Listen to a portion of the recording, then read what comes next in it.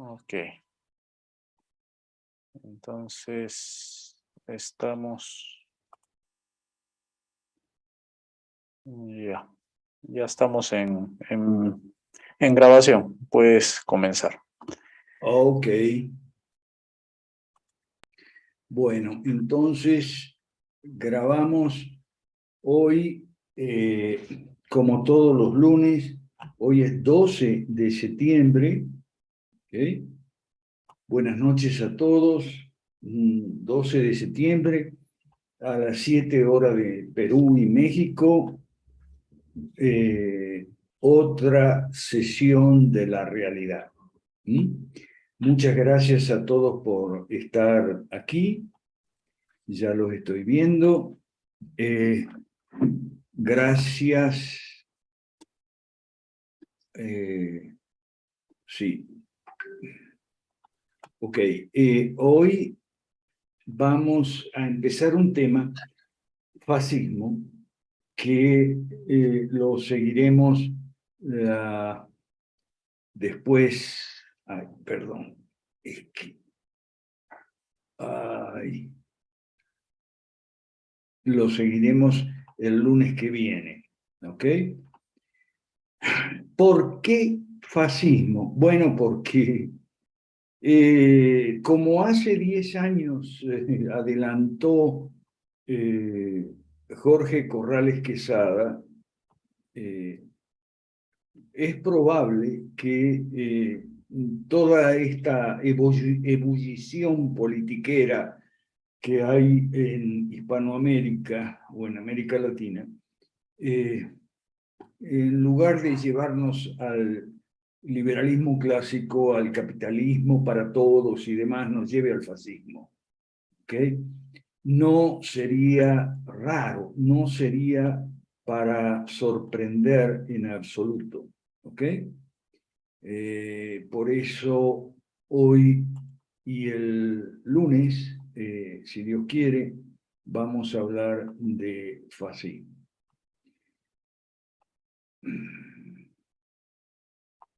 Es que no puedo.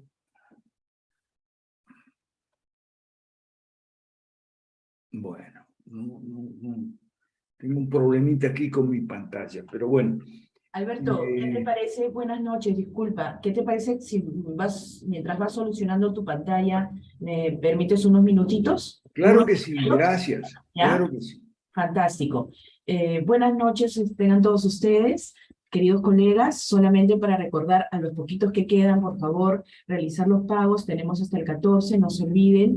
Y con la finalidad de poder juntar el dinero necesario para enviarle a Alberto Mansuetti. Agradezco mucho a las personas que lo han hecho en los primeros días, ya que, como muy bien lo dijo en algún momento Alberto, por ser una cuenta nueva la mía de PayPal, demora, no sé si por esa razón, yo creo que sí, demora 21 días en liberar el dinero para poder enviárselo a Alberto. ¿Ya? Agradezco mucho a todos, muy amables. Muchas gracias, Miriam, muchas gracias. Mira, por cierto, con José Carlos y Daniel Ocada quedamos el miércoles. No te avisé antes porque ahorita estamos coordinando. El miércoles a las 6 para grabar conversatorio de fascismo, el tema de hoy, ¿ok? De manera que te esperamos que te unas, bueno, si tienes ganas, si no tienes otro compromiso. Miriam, gracias. Entonces, este es el problema del fascismo. ¿Okay? Hoy vamos a ver la primera parte. Ok, ¿qué es lo que pasa? Bueno, antes había prometido, porque me habían pedido hablar algo sobre la reina de Inglaterra que falleció, pero salvo que haya preguntas, lo único que me interesa que quedemos claros es que la monarquía no es incompatible con la democracia. Monarquía se opone a república, pero no a democracia. Una república no tiene rey, no tiene realeza, no tiene familia real ni nada de eso. ¿Ok? Pero es perfectamente posible.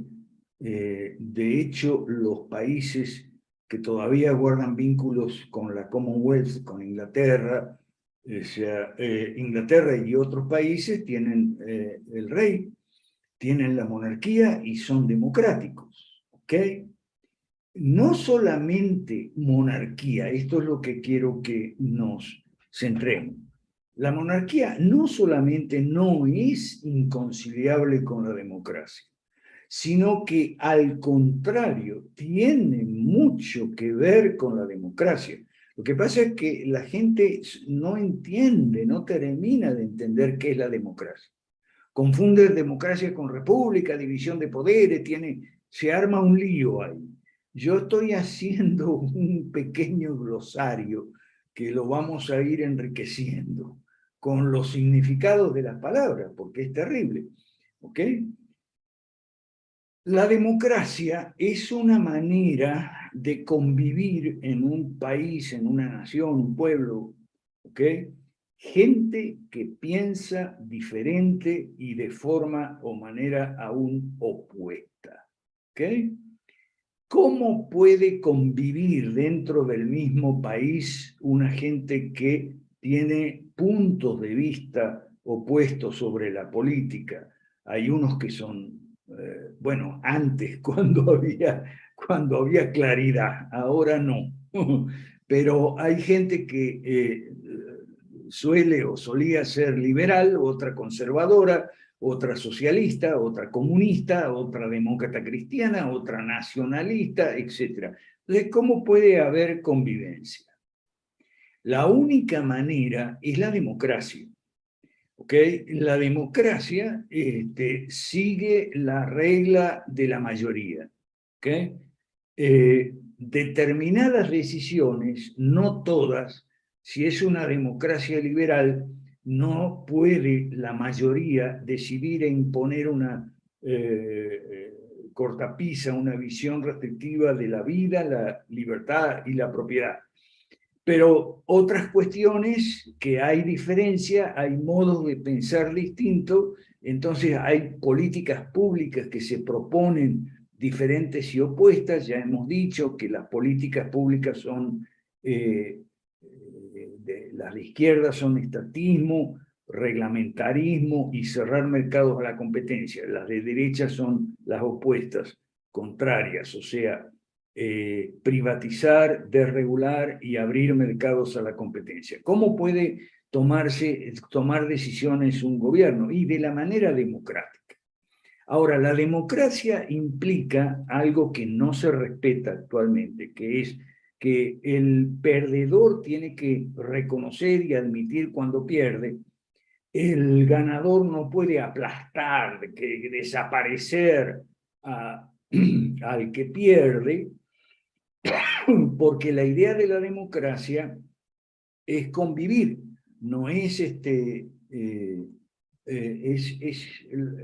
no es que la mitad del país quiero que se mude, que se vaya porque yo no quiero convivir con ellos, y la otra mitad dice lo mismo de esta mitad y eso. Entonces, la monarquía es un símbolo de la nación y por lo tanto es un símbolo de la unidad nacional. La monarquía está por encima de todos los partidos. El rey reina, pero no gobierna. Gobiernan los partidos, el parlamento, toman decisiones, hay elecciones para escoger representantes, porque estamos hablando de una democracia representativa. Pero el rey no pertenece a ningún partido político. Tiene sus simpatías, obviamente, pero las mantiene en privado, o por lo menos eso se trata, ¿ok? Y entonces, ¿qué sucede? Sucede que en las repúblicas no hay no hay realeza, no hay rey. En las repúblicas hay un presidente y ese presidente sí pertenece a un partido porque es elegido. Entonces, puede haber un sistema parlamentario, pero no funciona tan bien como el modelo de Westminster, que es el inglés, porque en Inglaterra hay un monarca que no es elegido por ningún partido.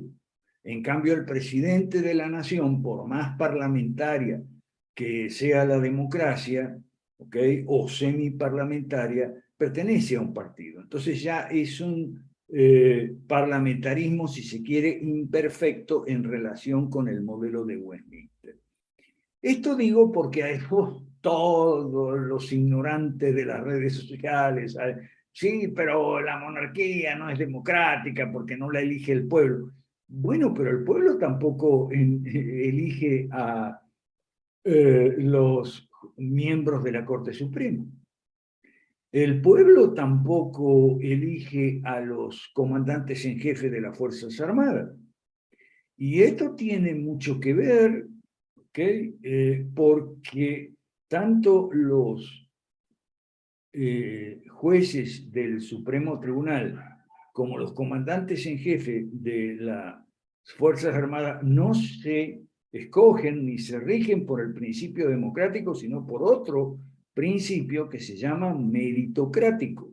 Y esto lo vamos a ver cuando hablemos de China, porque muchos analistas chinos se quejan, bueno, no es que se quejan, sino que dicen, bueno, democracia como ustedes no queremos tener. ¿Ok?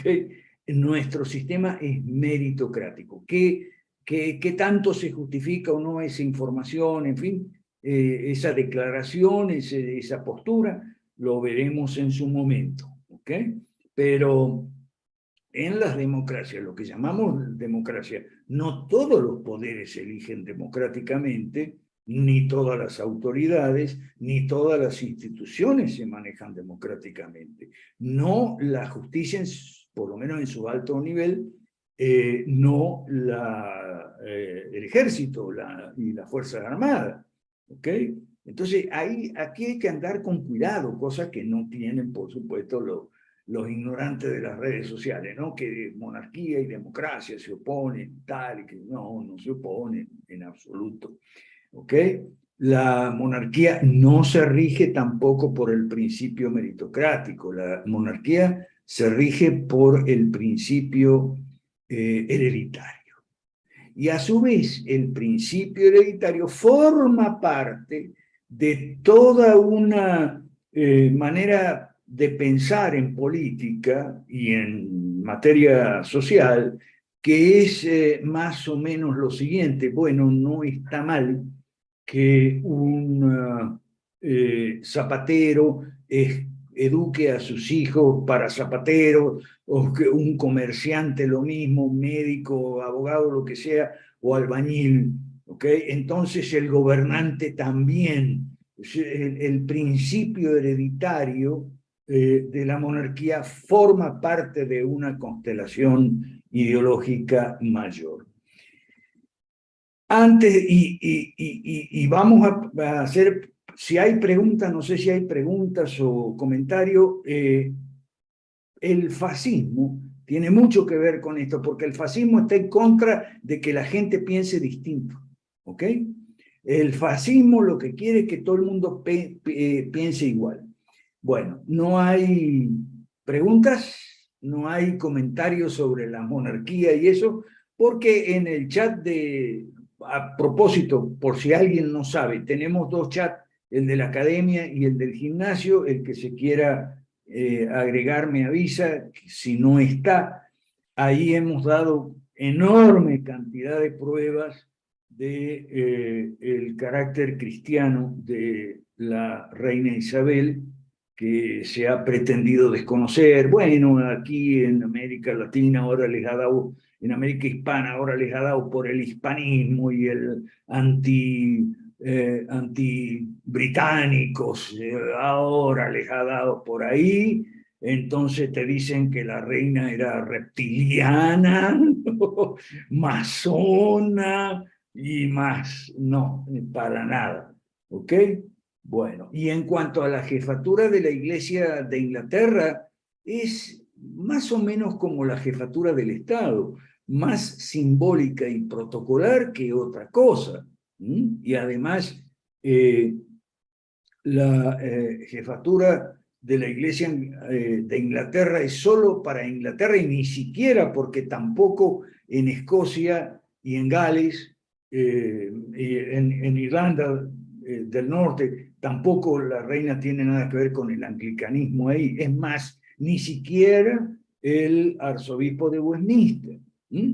Entonces, aquí lo que sería bueno, lo que sería enormemente saludable. Ok, Carlos Soto, después me mandas un privado, por favor. Lo que sería enormemente saludable es que el que no sabe no hable, el que no sabe no opine, cierre la bocota y estudie si quiere opinar, pero eso no se puede en las redes sociales, ¿ok? Bueno, entonces, no habiendo preguntas sobre este tema, entonces vamos directo a el fascismo, que tiene mucho que ver con esto. Hola, Bueno, ¿sí? Ok. profe, ¿qué tal? Hasta le hablo. Entonces, sí, gracias.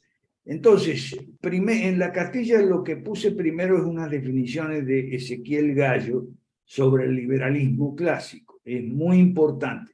Liberalismo clásico es gobierno limitado. ¿Ok? Eso es liberalismo clásico. Es un gobierno limitado, liberalismo clásico es un espacio ideopolítico que está entre el neoliberalismo, que es casi una socialdemocracia, y el libertarianismo que se deriva mucho al anarquismo de Conkin más que de Rothbard, ¿ok? Y en muchos casos al ateísmo de Ayn Rand. Bueno, entonces, el liberalismo clásico está, lo podemos ubicar ahí entre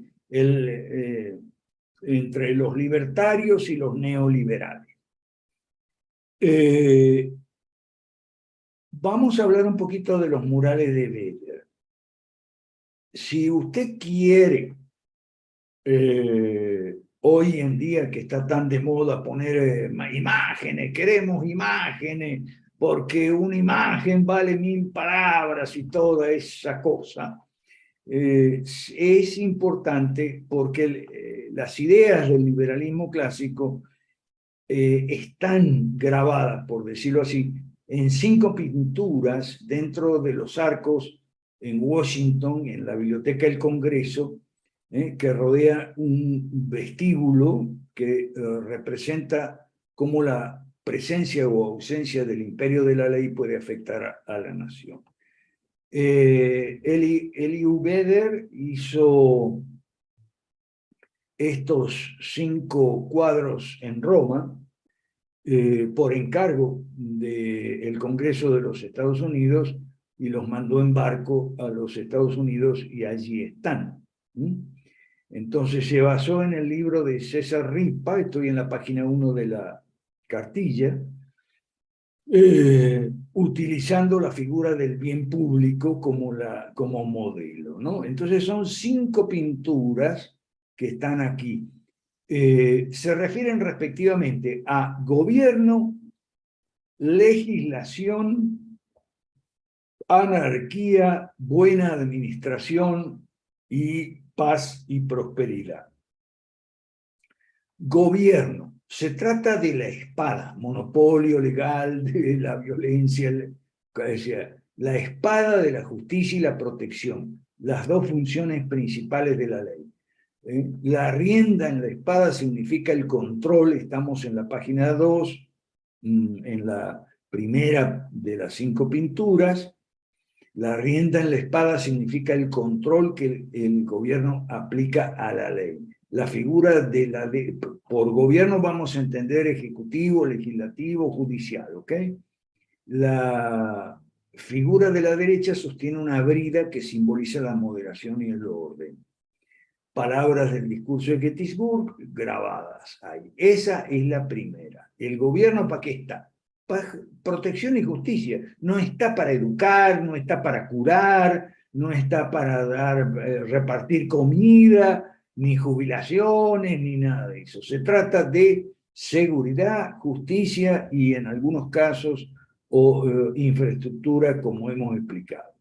La segunda pintura sobre legislación habla de las leyes malas. Esto fue lo que a mí personalmente me encantó de esta pintura. La legislación corrupta, con media balanza en lugar de la balanza entera de la justicia.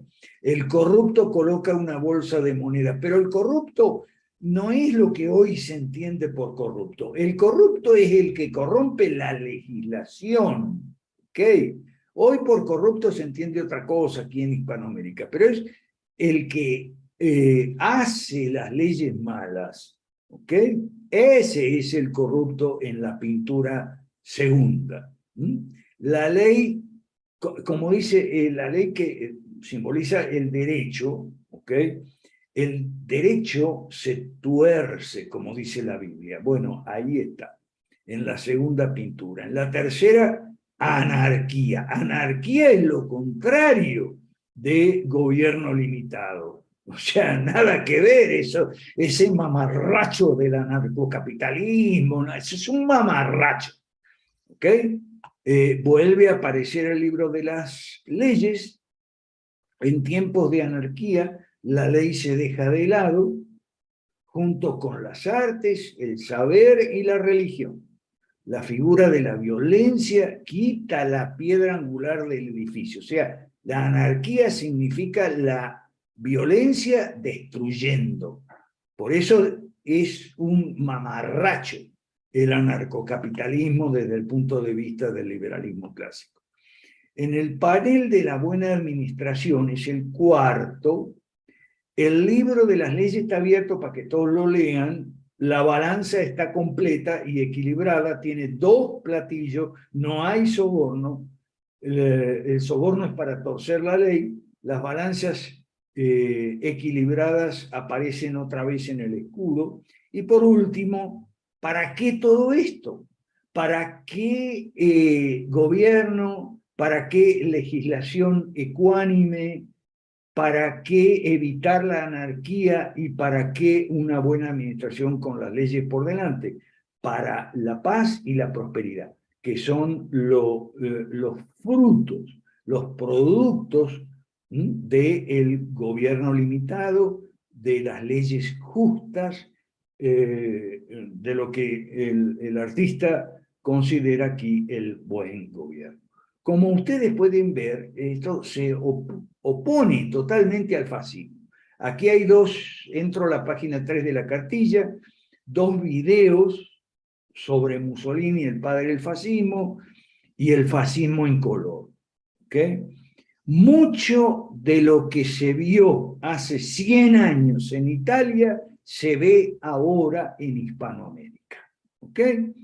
Entonces aquí hay unas consideraciones, página 3, liberalismo clásico unido al capitalismo, el capitalismo liberal, no lo voy a leer porque está escrito ahí, competencia, las personas anticapitalistas, digamos que detestan, son anticapitalistas, antidemocráticas y antiliberales, son de izquierda, pero las izquierdas siempre adoptan formas ideológicas diversas y enfrentadas por cuestiones no de naturaleza esencial, sino de matices, énfasis, grados y medidas. Una de esas expresiones de izquierda es el fascismo o nacionalsocialismo, ¿ok?, que se opone al internacionalsocialismo, pero es una pelea entre primos, por no decir entre hermanos, de izquierda, ¿ok?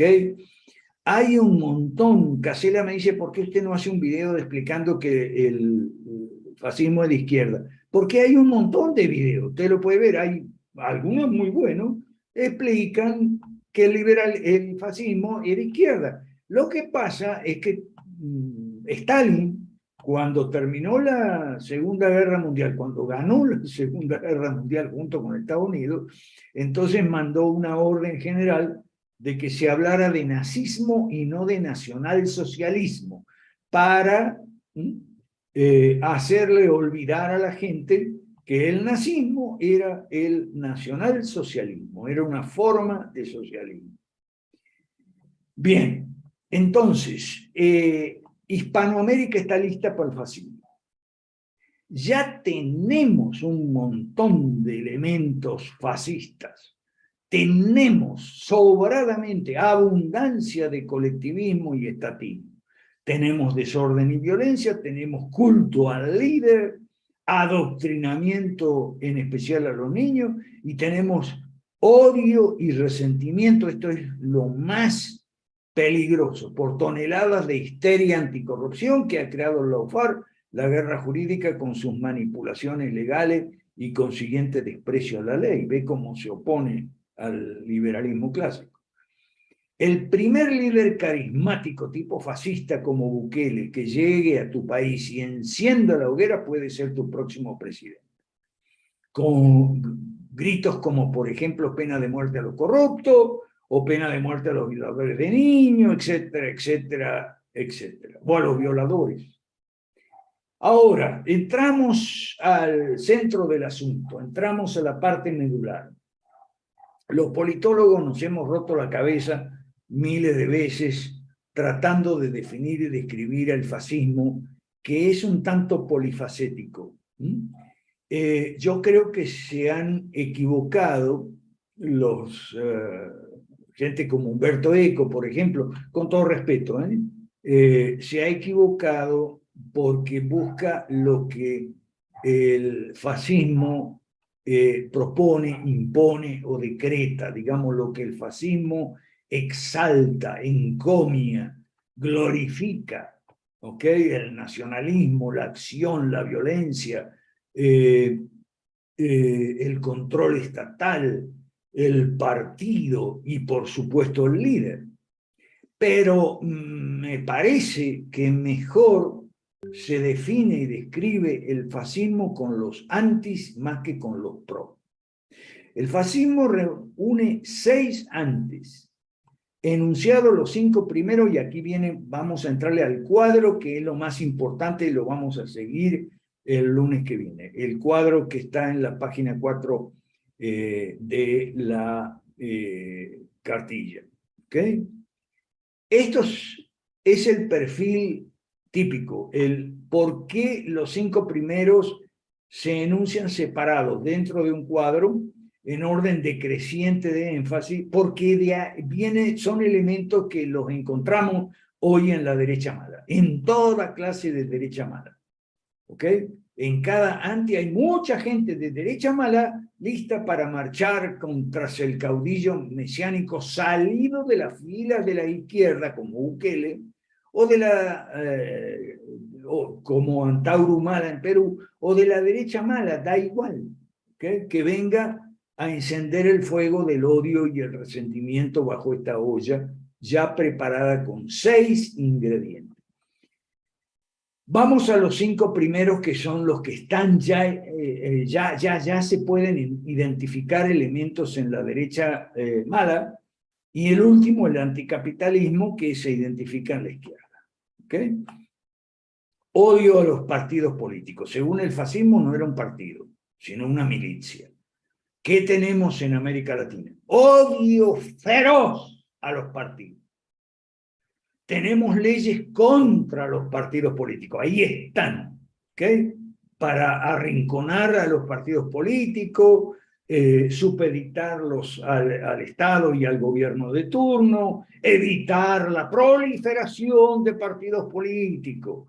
Aquí hay un abuso tremendo, o sea, se han usado las leyes electorales, que deberían ser leyes nada más que para regular y administrar el arbitraje en las elecciones. Se ha hecho un comisario del pueblo para los partidos políticos. ¿Y a quiénes tenemos aquí? A los libertarios, que son antipolíticos, antidemocráticos y antipartidos, igualito que los fascistas. Por eso a mí no me sorprende que haya un nido fascista en Argentina donde encontraron un gran retrato de Milei y ahí tal. Bueno,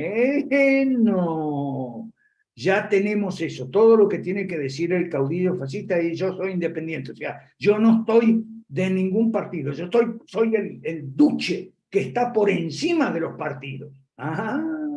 Eso ya está listo ahí para la olla. Antidemocracia. La primera tarea del fascismo fue suprimir la democracia con unas leyes que se llamaban las leyes fascistísimas. Bueno, ¿qué es lo que tenemos aquí? Los libertarios, porque a la columna de la derecha, la columna de la izquierda describe el fascismo italiano de Mussolini, y la columna de la derecha describe los elementos que ya están listos aquí en Hispanoamérica.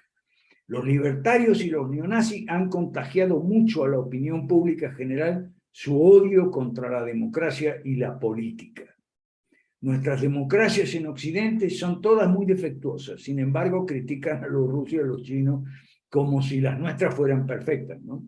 Bueno, mucho odiador de Rusia y de China. Por cierto, hoy puse en mis redes el suicidio de Europa, firmado por el doctor Ron Paul, contra el sancionismo antirruso, ¿ok? Bueno, además de partidofóbico y antidemocrático, ¿qué otra cosa es el fascismo? ¿Cuál otro anti? Antiliberalismo.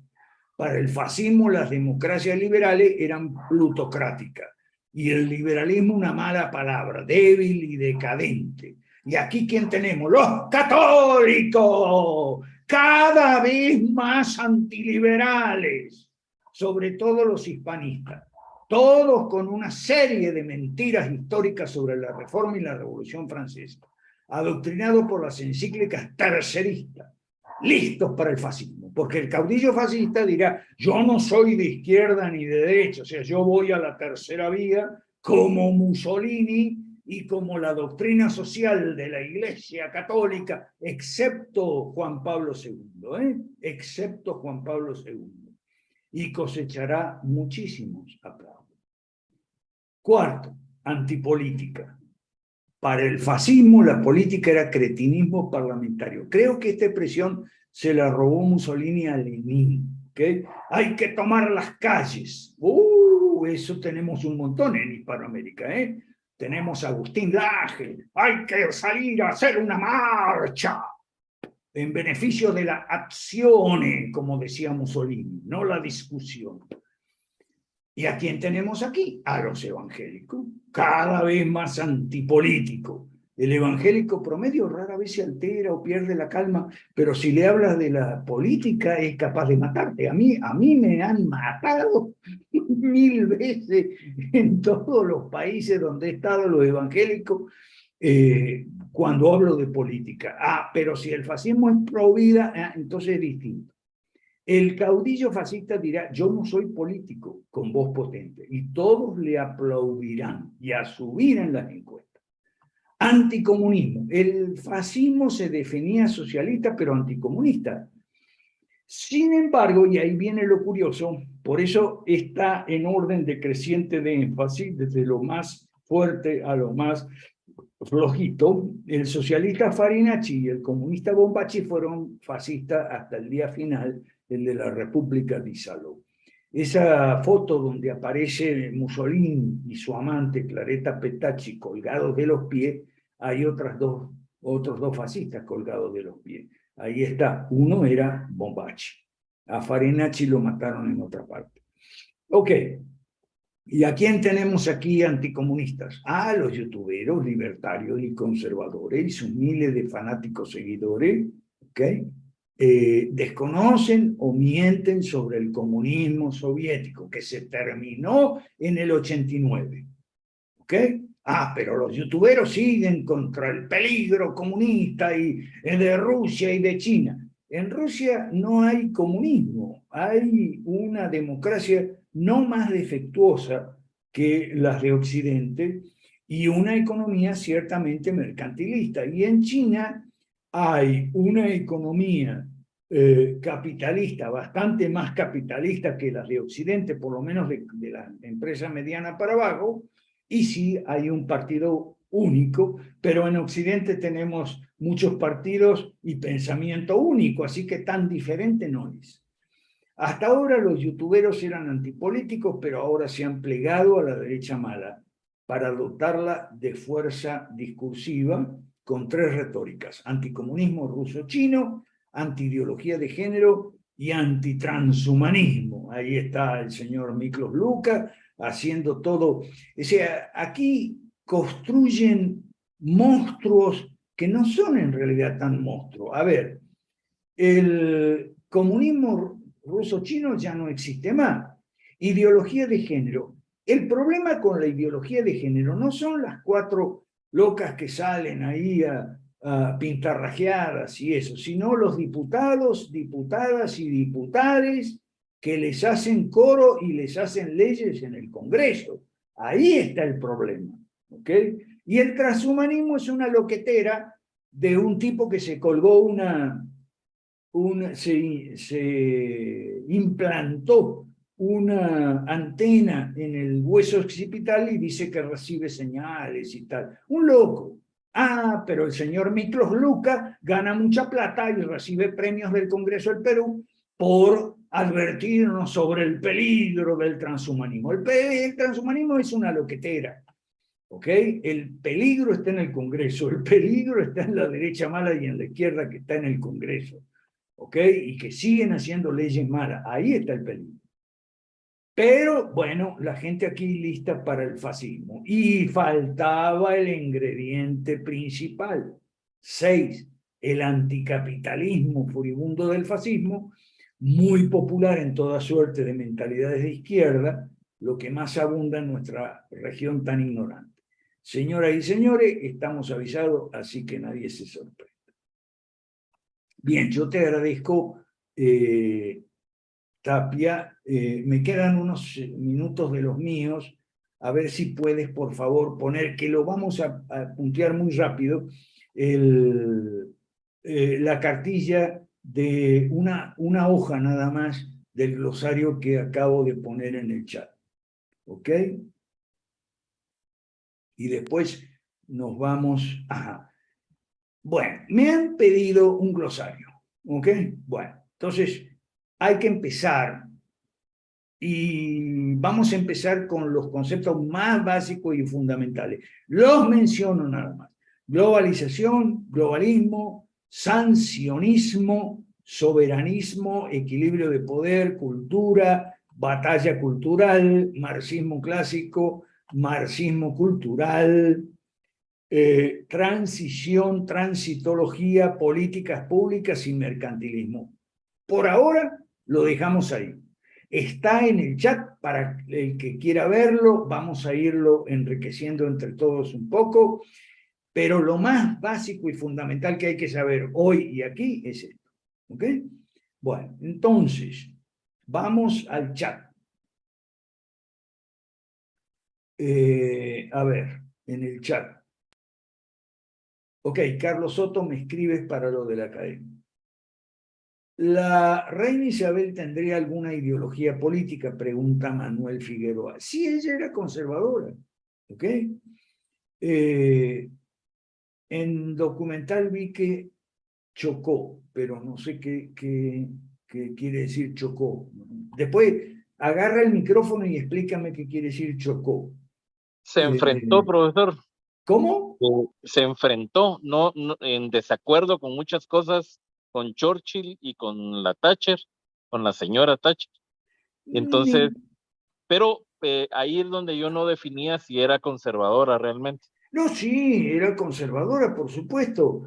Yo lo puse en el chat ahí. Fue una mujer, no solamente una buena cristiana, y tenía un buen concepto de lo que es la monarquía cristiana. Además tenía un gran talento político esa señora. Yo aclaré que ella reinventó la monarquía en un momento después, en la segunda posguerra, que la monarquía estaba sumamente desprestigiada. Ella la reinventó en base al concepto de soft power, poder suave, que el doctor Nay escribió y popularizó la expresión décadas después que la reina Isabel II lo venía haciendo. ¿Ok? Y no, lo que te dicen sobre Thatcher y eso son cosas de los fulanos, hispanistas, antibritánicos y malvineros. Desde luego que apoyó la reina la resistencia británica en las Islas Falkland. O sea, yo lo he explicado ya, y no, si quieren lo puedo volver a explicar. Las Falklands son británicas desde 1833, ¿ok? ¿Por qué? Porque desde ese año ha habido ocupación pública, abierta, continua, permanente, no disputada por largos años, ¿ok? Y además ha habido como 2 o 3 referéndums ahí donde la gente quiere ser británica. Entonces los argentinos, los malvineros, dicen, no, que son británicos de segunda. No, no son británicos de segunda. Y si fueran de segunda, ¿qué? Prefieren ser británicos de segunda a ser argentinos. ¿Cuál es el problema? Entonces es una cosa que inventó el estatismo en Argentina, el fascismo. Acuérdese que Perón era fascista. ¿Ok? Bueno. Saludo entonces, Manuel Figueroa. El documental El Crown es muy recomendable para entender un poco el papel de la corona en el Reino Unido. Sí, señor. El documental no es malo. No, claro, el documental no es un documental, no es exactamente un análisis político y tal. Pero para mirar un poco, el documental trae cosas que tienen mucho jugo, ¿ok? Como que la reina está por encima de los partidos, y si el Parlamento escoge un primer ministro como Thatcher, bueno, Thatcher es el primer ministro, y una vez a la semana tiene que hacer audiencia con la reina y repasar asuntos, y si el primer ministro en vez de Thatcher es John Major o Tony Blair o Boris, o la loca esta que está ahora, que es una loca rematada, feminazi, horrorosa, bueno, se va a llevar bien con Carlos, ¿eh? Se va a llevar bien con Carlos porque son bien progres los dos. Okay. Bueno, ajá, la segunda temporada vio, yo no vi la segunda temporada, ok. Marcela Lucero, qué bueno que saca Marcela Lucero el tema de Italia. Pregunta Marcela Lucero si Italia está en la izquierda hoy en día, ¿no? Italia era un país políticamente muy desordenado e inestable desde la Segunda Guerra, desde que la democracia cristiana dejó de ser un partido dominante, ¿ok? Pero ahora está mucho peor. Y qué bueno que sacaste el tema, porque cuando terminemos con el fascismo, porque el fascismo tiene mucha tela que cortar, cuando terminemos con el fascismo vamos a hacer el estudio de casos de países que empiezan con la letra I. Irlanda, Islandia, India, Italia, y Indonesia, los países de Indochina, que son Vietnam, Laos y Camboya. Vamos a hacer análisis de casos sobre países que empiezan con la I. ¿Por qué? Bueno, esto es una casualidad, ¿no? Pero esa casualidad da lugar a una expresión que se llama los países PIGS, que después se amplió a PIGS, que era, pero Portugal, Irlanda, Islandia, por eso 2 I, Grecia y España, Spain, es. Ahora, pigs quiere decir cerdos. Entonces, eso es sumamente ofensivo, sobre todo para Portugal, para España y Grecia, que son países del Mediterráneo católico, que siempre se han sentido discriminados por los europeos del norte, protestantes y todo eso. Vamos a hacer análisis de caso y vamos a dedicar varias sesiones con sus correspondientes cartillas para hacer análisis de casos, ¿ok? Israel también empieza con I, ¿ok? Y lo vamos a hacer análisis de casos. Edwin Vela dice, me gustó mucho no te entiendo lo que dice aquí Edwin Vela, ver al, no sé qué dice aquí.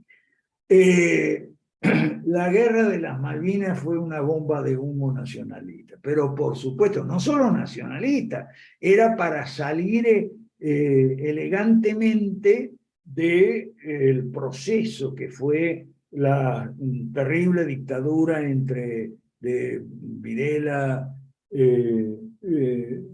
Viola, Galtieri, y después el otro que trató de, o sea, hicieron la guerra de las Malvinas. Fue un terrible error de cálculo porque pensaron que Estados Unidos no iba a apoyar a Inglaterra. Ignorantes, gente ignorante, ¿ok? Y es una lástima porque murió mucha gente, ¿ok? Y bueno, quieren hacer todo. Bueno, ahí hay otro ingrediente para el fascismo, ¿no? El culto a los héroes de las Malvinas. El fascismo italiano era el de los Arditi, el poeta Gabriele D'Annunzio, que hizo también una cosa parecida a la de las Malvinas, tomó una parte del territorio austríaco, ¿ok? Con los camisas negras. Camisa negra no la usaba Mussolini al principio, sino D'Annunzio. Y Mussolini se copió de D'Annunzio, ¿ok? Entonces, un terrible error de cálculo. Yo estoy de acuerdo, los soldados que sobrevivieron a la guerra de las Malvinas sí son héroes y el Estado no debió de haberlos abandonado, ¿ok? Pero lo que se debió abandonar es todo el discurso malvinero. O sea, lo que yo siempre he sostenido con amigos argentinos es que Menem hizo muy bien en abandonar el discurso malvinero. Lo que estuvo mal fue abandonar a los pobres tipos, esos que estaban todos lisiados, algunos habían perdido piernas y brazos y manos y todo, ojos en las Malvinas, ¿ok? Es decir, una cosa es la política correcta y otra cosa es la labor humanitaria con héroes de guerra. Héroes, sí, héroes, pero de una pésima causa. Porque combatiendo en una mala causa puede haber actos de heroísmo. Porque sí, ve cómo lo esencial de la política es distinguir una cosa por un lado de otra cosa por otro lado. Bueno, eso es lo que nos refinamos aquí. Ok, bueno. Ah, ya, Edwin Vela, ahora sí te entendí. Las leyes malas, exacto. El verdadero corrupto es el que hace las leyes malas. Hace las leyes con nombre y apellido para beneficiar a ciertos grupos, sectores, empresas o categorías de gente. Eso es lo que está plasmado en el segundo, tercero de las pinturas que se llama legislación corrupta, es decir, leyes malas. Plutocracia. Plutocracia es el gobierno de los ricos, ¿ok? Eso decía Mussolini que era la democracia, ¿ok? Los antipartidos, gracias Chapa por recordarme, utilizan el término partidocracia, pero si fue el término que usaba Mussolini, partitocracia. La democracia no es democracia, se dice con acento en la I, en italiano, ¿no? Sino partitocracia. Eso son cosas de Mussolini que uno las escucha hoy, las ve en las redes y ve a todo el mundo enfervorizado, voceando, gritando y escribiendo consignas fascistas de hace 100 años. Por eso es que yo quiero dedicarle 2 lunes al fascismo. Hay mucha tela que cortar con el fascismo. Bueno, se terminó el chat. Ahora, preguntas, objeciones, comentarios, observaciones. Adelante. ¿Dónde está Chapas? ¿Dónde está Chapa? Ahí está Chapa. No hay. ¿Qué tal, profe? Buenas noches. Saludos, amigos. Profe, bueno, ya que me da la palabra, con respecto a esto de la plutocracia, usted dice que es el gobierno de los ricos, pero se refiere a las oligarquías de derecha, o sea, a los ricos devenidos en ricos por privilegios económicos, o a qué tipo de ricos se refiere. Qué buena pregunta, porque el fascista nunca te lo aclara. ¿Ok? El fascista nunca te hace... El fascista lo que te dice es que los ricos manipulan a los políticos, pero nunca te dice si son ricos en buena ley o ricos, hechos ricos por el estatismo. ¿Ok? Que antes se llamaba mercantilismo. Eso está en el glosario. ¿Ok? Bueno, a ver, ¿algo más, Chapas? No, pero, o sea, cuando decimos plutocracia, ¿a qué nos referimos? ¿A los ricos hechos ricos por los privilegios económicos, por el mercantilismo, entonces? Pero es que hay 3 clases de rico en principio, ¿no? O 3 grandes clases de rico. Los ricos en buena ley, los que hicieron su plata en base a los negocios, su habilidad empresarial, su competencia empresarial. Esos son los ricos en buena ley. No necesariamente self-made men. El recibir una herencia no es ningún delito, ni nada criminal, ni nada inmoral. Simplemente que tu papá, tu familia, digamos, tenía dinero y vos no naciste en una cuna pobre. ¿Okay? Claro. Pero si uno ve la cantidad enorme de herederos millonarios que dilapidaron y despilfarraron su fortuna, que la historia de los negocios está lleno de eso, bueno, ahí sabes distinguir lo que es recibir una herencia y despilfarrarla, o recibir una herencia y capitalizarla. Ahora, cuando tú capitalizas puede ser en buena ley o en mala ley. Entonces, ¿quiénes son los ricos en mala ley? 2 clases.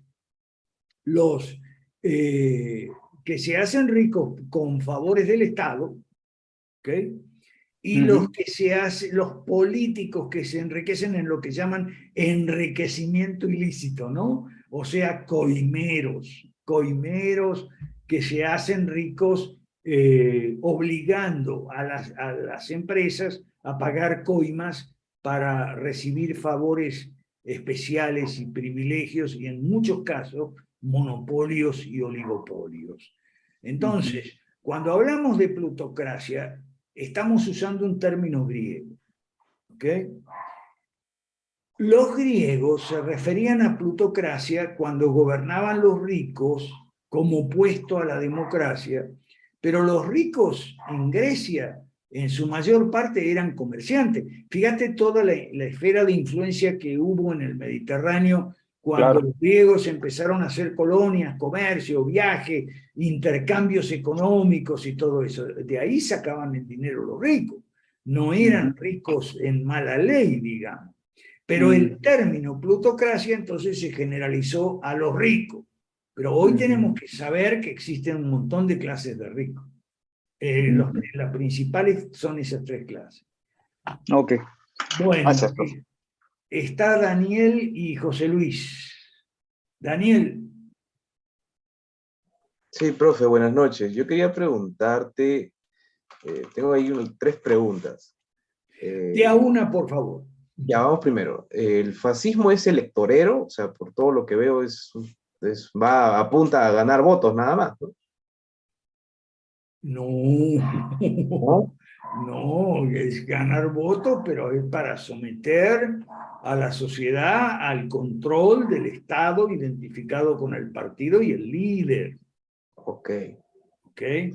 Ahora, Que el sí. fascismo es populista para juntar votos, y eso sí, pero ojo, eso es un elemento dentro de otro. Dale. Ok, ya entendí. Y ahora ligado está el tema del Duce, ¿no? O sea, ¿el fascista es el Duce o también los seguidores y la gente que está alrededor de él son fascistas? O sea, ¿hasta qué punto se les puede considerar fascistas a los que están detrás digamos, del bloque? Totalmente, totalmente. Ahí en la cartilla hay 5 antis. Antipolítica, antipartido, antidemocracia, bueno, o mejor dicho, 6 anti. Anticapitalismo también. O sea, los seguidores del Duce comparten esa ideología, comparten esa forma de pensar. Lo principal es antipartido.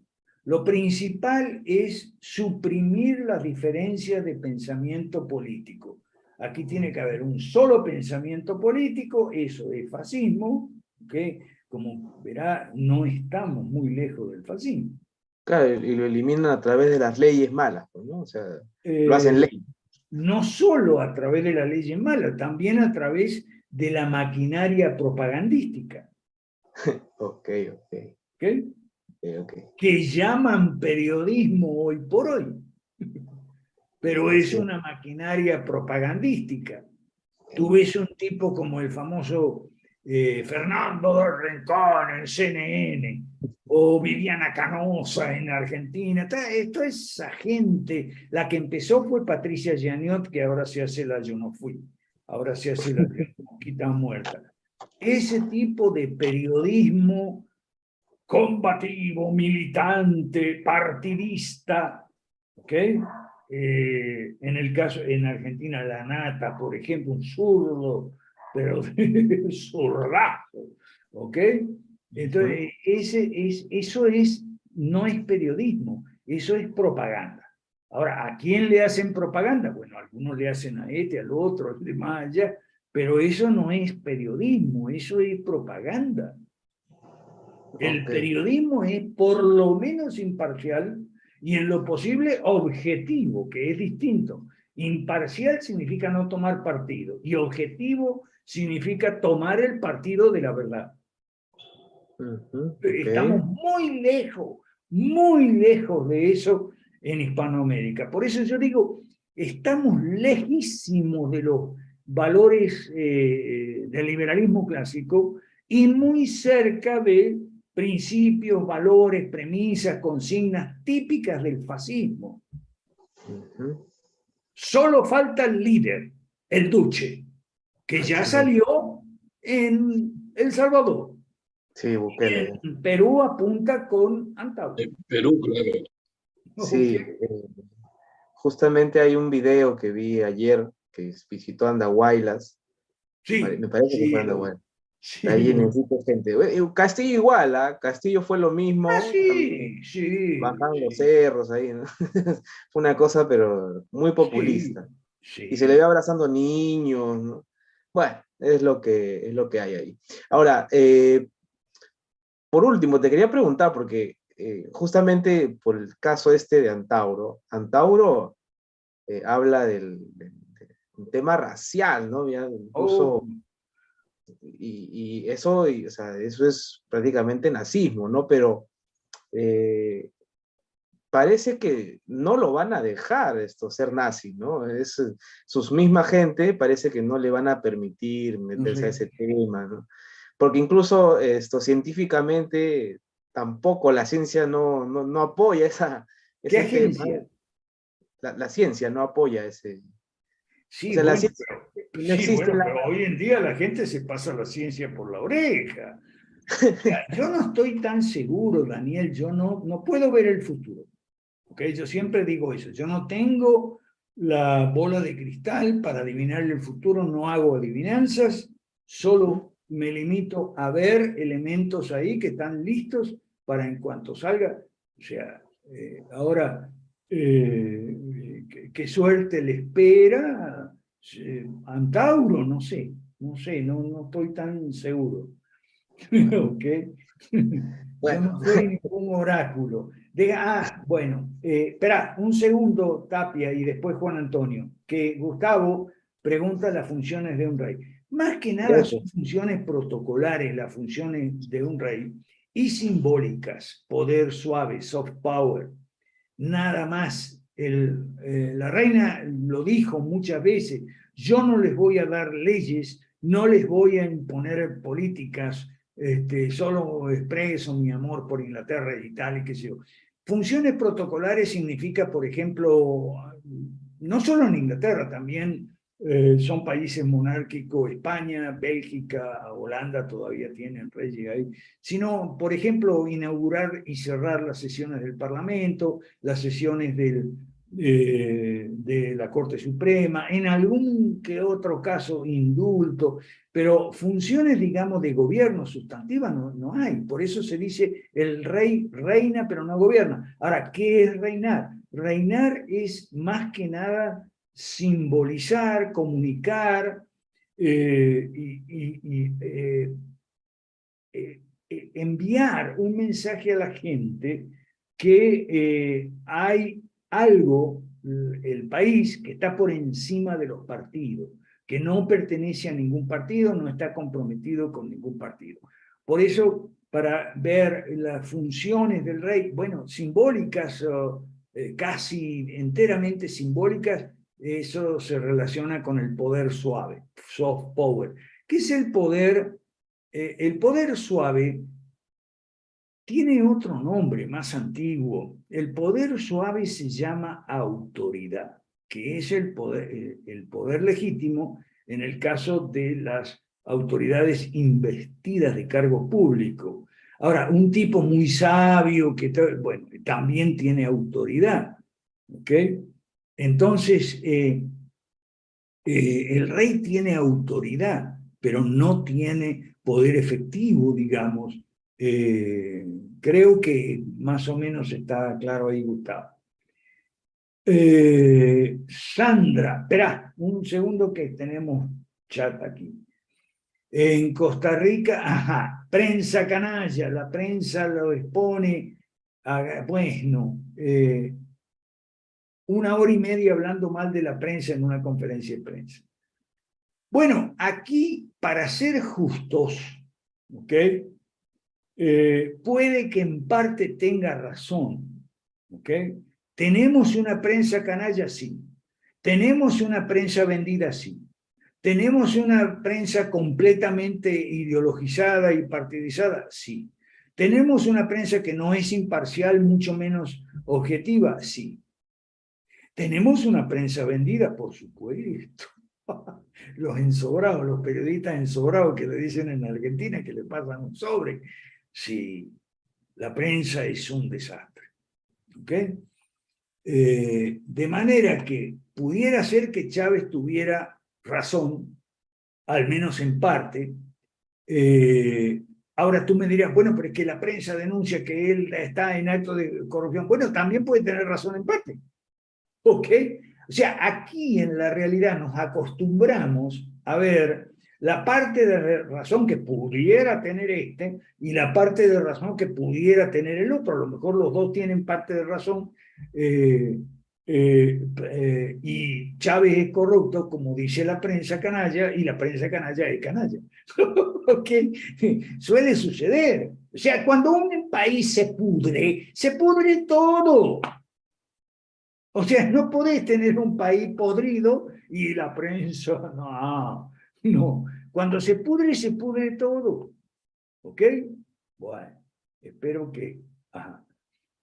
La prensa está mercantilizada porque se mueren de hambre. Bueno, porque se ha hecho costumbre pagarles mal a los periodistas, pero ahí tiene mucho que ver la pobreza. La pobreza prostituye, la pobreza pudre todo. porque entonces, como los dueños de los periódicos no le pueden pagar a los periodistas, entonces hacen la vista gorda cuando un periodista recibe un soborno y se convierte en un agente propagandístico, de este o del otro. Y a lo mejor puede ser de este hoy y del otro mañana, porque el otro le ofreció un sobre más gordo. ¿Okay? Eso es la mierda en que vivimos. Vivimos en medio de la mierda aquí en estos países. Por eso un líder fascista puede surgir en cualquier momento. ¿Okay? Esa es la probabilidad del fascismo. Bueno, vamos con... bueno. Ahora, eso sí, Esmeralda dice que Chávez tranza con grandes coimas. Bueno, a mí no me consta. Puede ser, pero porque está todo podrido, así que a mí no me consta. No vamos a hacer eco aquí de la denuncia. José Luis, adelante.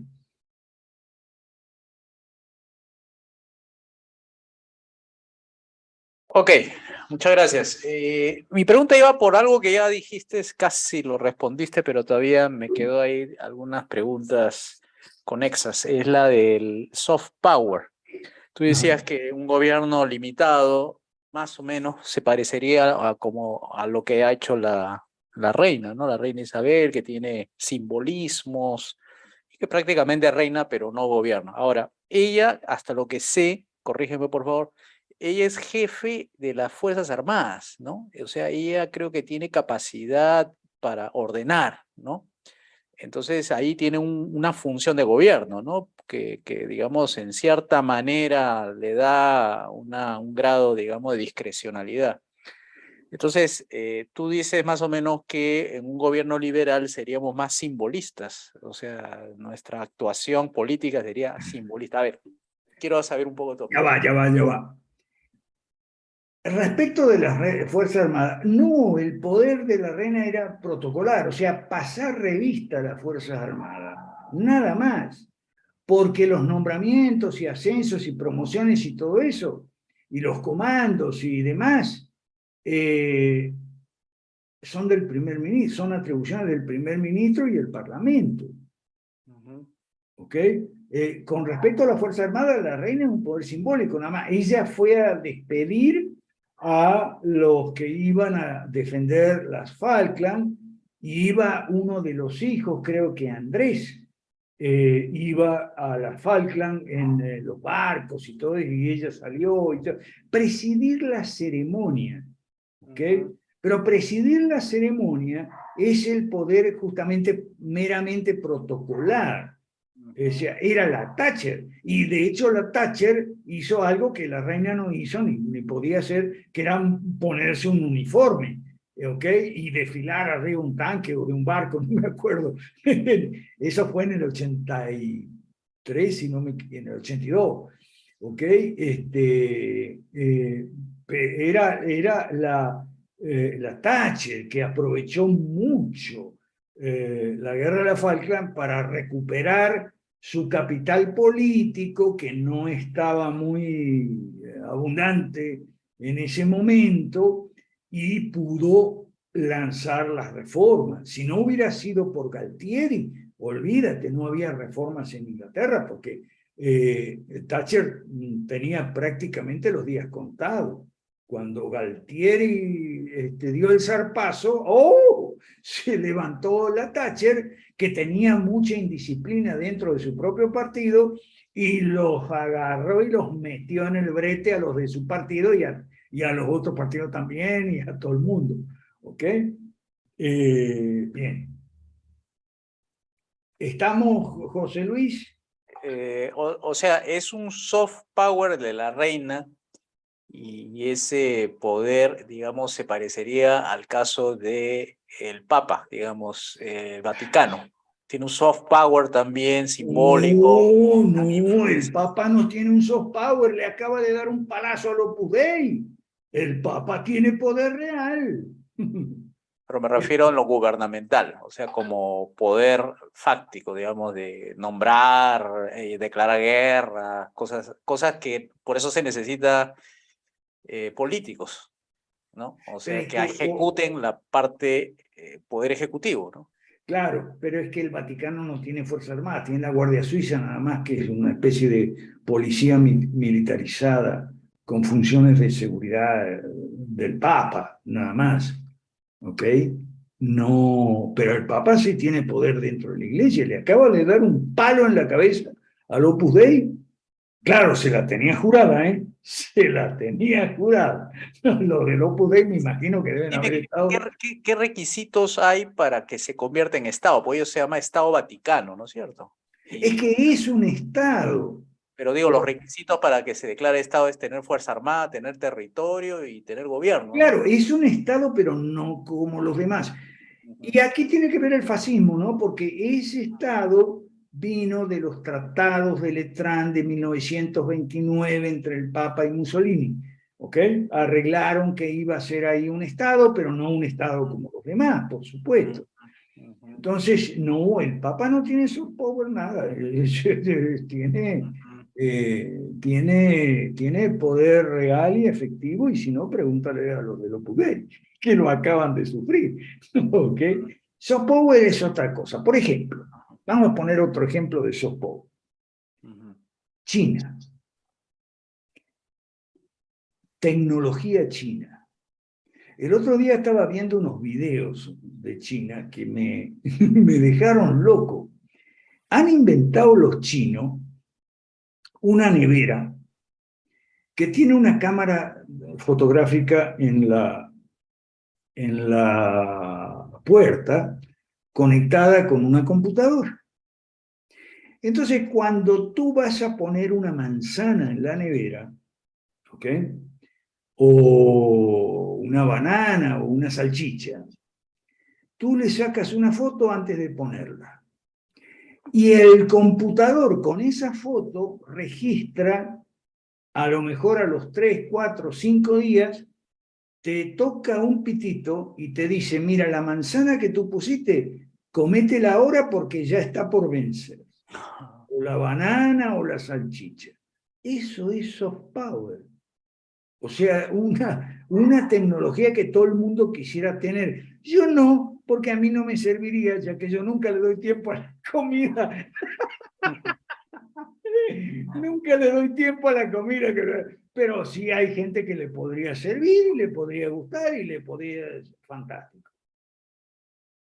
Eso es soft power, el poder un poco del ejemplo. Miren, nosotros qué avanzado que estamos, ¿ok? A ver por qué no imitan el modelo chino, porque nosotros estamos avanzadísimos. Tenemos una nevera que avisa cuando las cosas están por descomponer. Caramba, eso es soft power. Ahora viene el otro lado. Los antichinos te dicen, ah, sí, pero con esa misma tecnología vigilan a la población. Ese es el otro lado. O sea, vigilan la gente con quién se reúne, a qué hora entra y sale de la casa, etcétera. Marcan a los probables disidentes de acuerdo a la tecnología de los perfiles y todo eso. Eso no está nada bien. ¿Ok?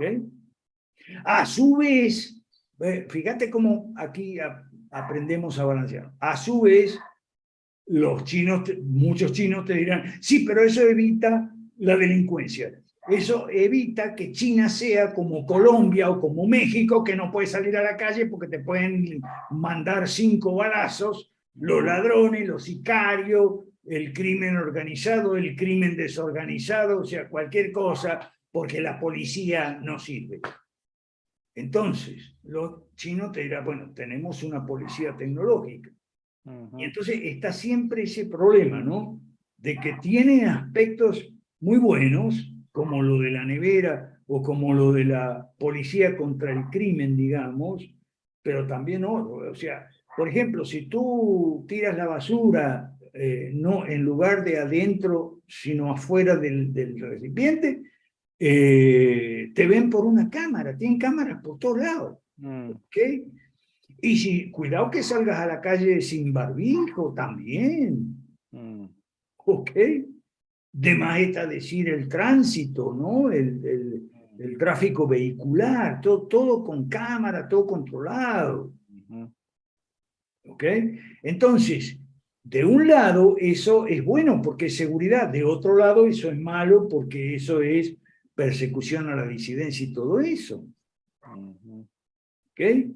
Entonces, por eso te digo lo de los dos lados, porque hay que ser ecuánime a la hora de juzgar el régimen chino, como el ruso, como el americano, como el europeo. ¿Ok?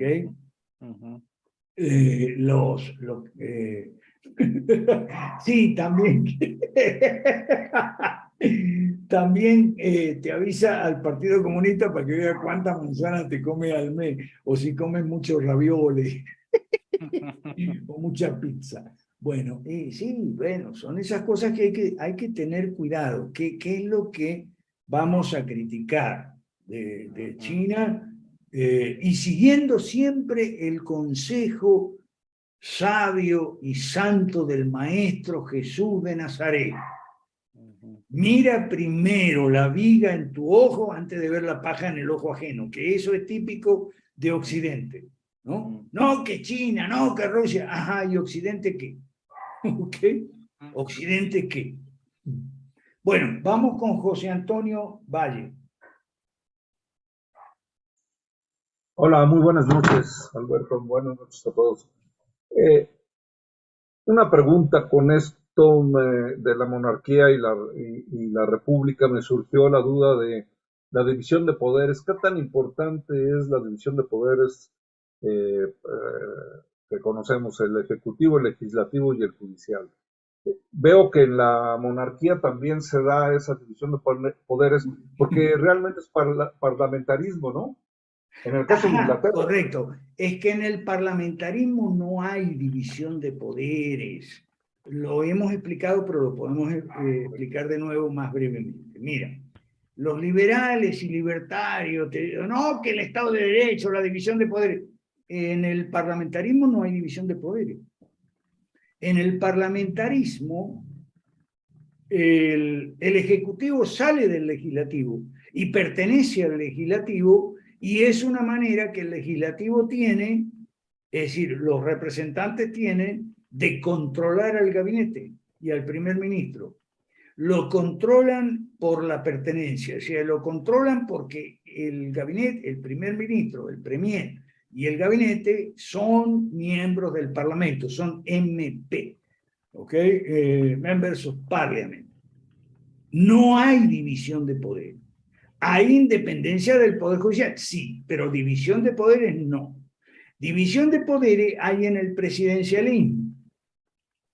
El presidencialismo, en el presidencialismo, el Parlamento también ejerce un control sobre el presidente, pero no porque el presidente pertenezca al Parlamento y mucho menos los ministros. Entonces, ahí sí hay división de poderes, en el presidencialismo. Y en cuanto a cuál sistema es mejor, si presidencial o parlamentarista, nosotros ya hemos explicado que es indiferente. ¿Ok? Es indiferente porque la fortaleza del presidencialismo es la firmeza y la del parlamentarismo es la flexibilidad. ¿Ok? Si se prefiere firmeza, si se prefiere flexibilidad, entonces como en Inglaterra, parlamentarismo. Y si se prefiere firmeza, como en Estados Unidos, entonces presidencialismo. ¿Por qué firmeza? Y porque dura 4 años o 5 o 6, lo que dure. Y hasta nadie lo toca hasta ese momento. ¿Y por qué flexibilidad en el parlamentarismo? Y porque en cualquier momento el parlamentarismo te tira un voto de no confianza y a llamar elecciones de vuelta. Ok. Otra cuestión, en el caso de la reina o ahora el rey de Inglaterra, ¿es parecido a los jefes de Estado de Alemania, de Italia, de Francia, en donde tienen un papel los presidentes de jefes de Estado más que ser ejecutivos? Con algunas diferencias, desde luego. Sí, más o menos, porque los países que vos nombraste, o sea, más o menos sí te quiero decir, porque los países que vos nombraste son países parlamentaristas o semiparlamentarista, y por lo tanto el presidente no tiene tanto poder, pero desde luego tiene mucho más que el rey Carlos. Ok, gracias. Ok. Buenas noches. Aquí está Yanira López de Perú. Chile empezará este mes a vacunar contra la viruela del mono. ¿Quién quiere aceptar más vacunas? Bueno, ese es otro problema, ¿ves? Eso de la vacunación obligatoria, eso es típicamente fascista, ¿ok? O sea, es pasar por encima de las libertades individuales, atropellar la decisión de las personas.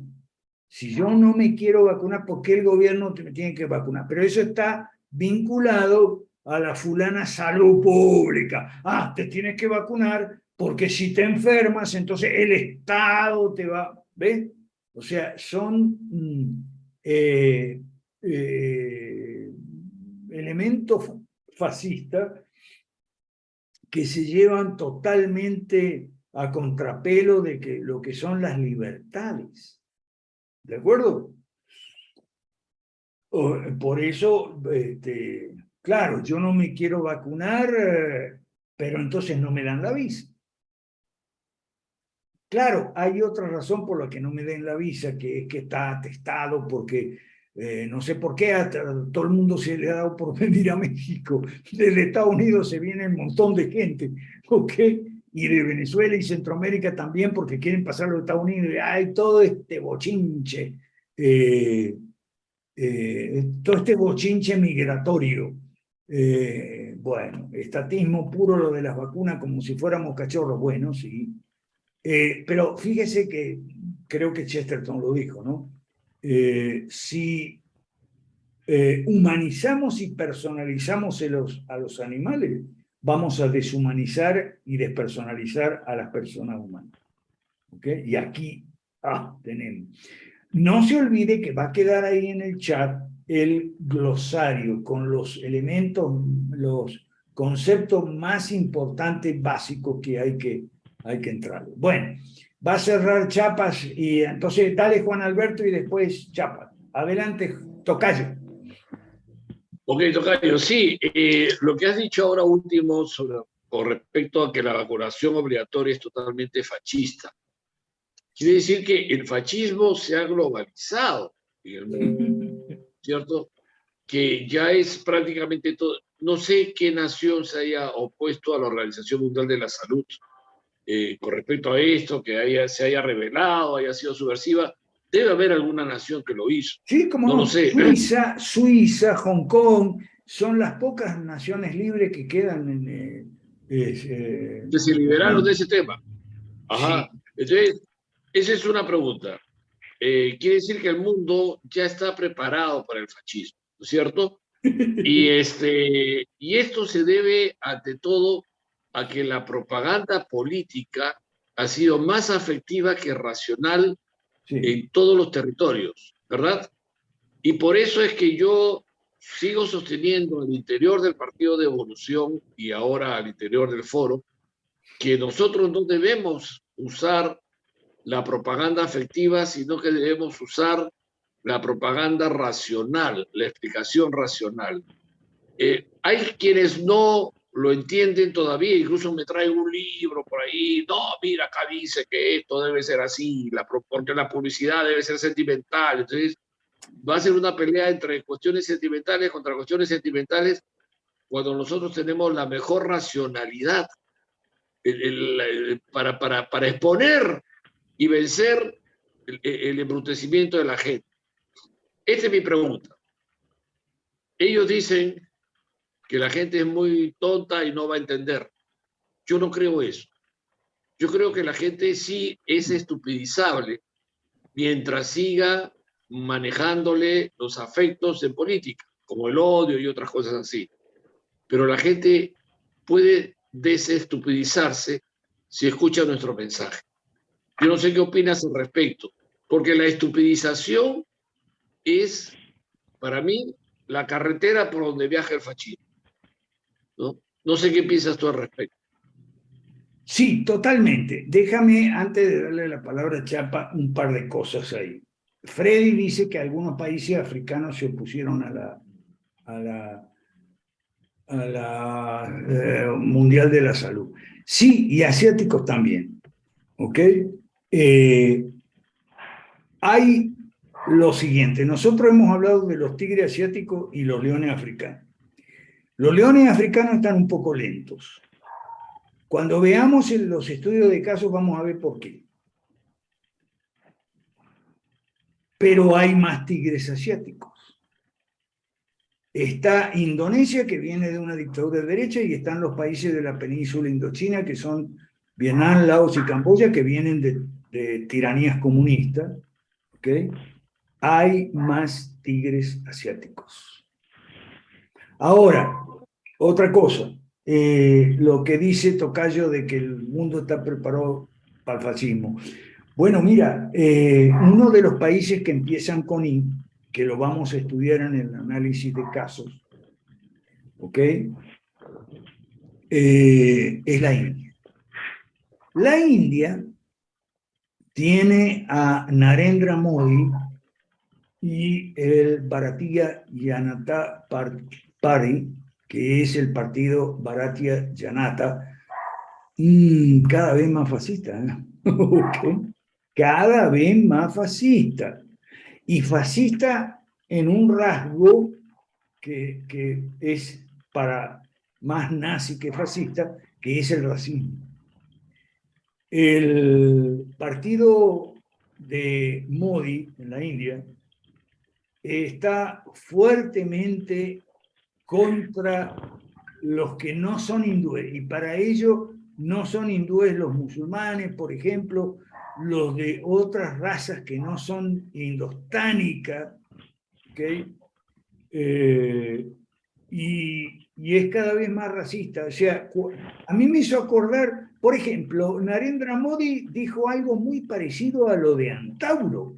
Antauro dijo que aquí tienen que gobernar en el Perú, los de piel cobriza. Bueno, Narendra Modi dijo algo parecido. Lo que pasa es que nadie se fija, nadie dice nada. Están mirando para otro lado. No, no. Bueno, sí, pero sí, Tocayo, es así. Daniel en el chat dice, la gente es tonta y no lo va a entender. Siempre te dicen lo mismo, la gente es tonta. Y la gente tonta es la de clase media. Cierto que la gente es tonta, la de clase media. Pero creo que está mi amiga Aleida por aquí, ¿no? Bueno, con Aleida estábamos estudiando... Acá estoy, profe. Buenas noches. Sí. Hola. Con Aleida estábamos estudiando un politólogo de aquí de México que dice que trabaja con gobernadores y presidentes y qué sé yo. El tipo, lo más estúpido de este mundo, diciendo todas las pendejadas que le enseñan, por la política correcta que le enseñan en las escuelas de ciencia política. ¿Qué? En un video que está en Facebook de 10 minutos. Entonces, a mí me pareció una extraordinaria capacidad de síntesis. O sea, repetir todas las pendejadas en 10 minutos, hay que reconocer una extraordinaria capacidad de síntesis. ¿Okay? Ahora, nos preguntamos con Aleida, ¿cuánto le tomaría a este señor si tuviera la disposición de escucharnos a los de 5 Reformas, cuánto le tomaría sacarse toda esa caca de la cabeza y entender los problemas y entender las soluciones y las 5 Reformas?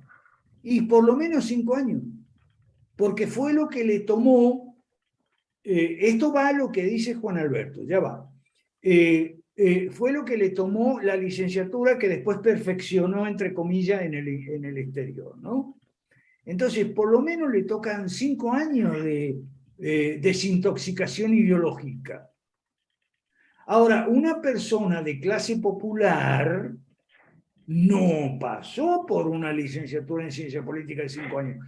Una persona de clase popular no tiene toda esa caca en la cabeza. o sea, si tú le explicas, no sentimental, sino le explicas, como dice Juan Alberto, los problemas y las 5 reformas, las soluciones, te lo va a entender con mucha más rapidez y facilidad, te lo va a aceptar que la idiota clase media. Esa es la realidad.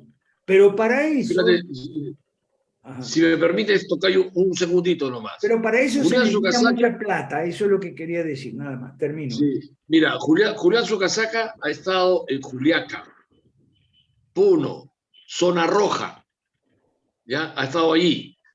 Y habló con la gente, con los pequeños ganaderos, en fin, y les empezó a explicar las 5 reformas. ¿Y sabes qué le dijeron a Julián? Nosotros no sabíamos que éramos capitalistas. ¿Te das cuenta? Y es zona roja. O sea, en el mapa político del Perú, Juliaca es zona roja. Por eso es que el mensaje debe ser racional. Pero creo yo que hay una crisis todavía de crecimiento en el partido, donde hay gente a la que tenemos que formar antes que empiecen a dar opiniones, como dijiste tú. Si usted no sabe, no opine, etcétera. No. Vamos a educarlos para que lo entiendan, porque vienen y te traen los libros de comunicación y te hablan que la comunicación es así, asado. Podemos ser racionales y debemos ser racionales. La gente no sabe que es capitalista. Los pequeños ganaderos de Juliaca, que es zona roja en el Perú. Eso quería decirte, discúlpame la interrupción, Tocayo, pero... No, está bien. Lo que pasa es que me tengo que ir a una reunión con los de México, así que dale rápido, Chapa, para cerrar ahí y seguimos el lunes. Dale. Ok, no, bueno, tenía varias cosas, pero entonces... La dejamos para el lunes. Sí, tengo que irme. Sí, solo informarle al equipo que este jueves me acompañará usted en el programa de Libertópolis, si nos dejan, diría la canción. Este jueves con el tema de fascismo, ¿no? Vamos con eso, pero circunscrito al tema de la eliminación de elección de diputados por listas, que es un tema muy, muy de moda acá en Guatemala. Nada más, era una cuestión informativa. Muchas gracias, profe. Excelente sesión. Saludos a todos. Saludos, me voy para los de México, que hay reunión ahí. Chao, pues. Nos vemos el lunes.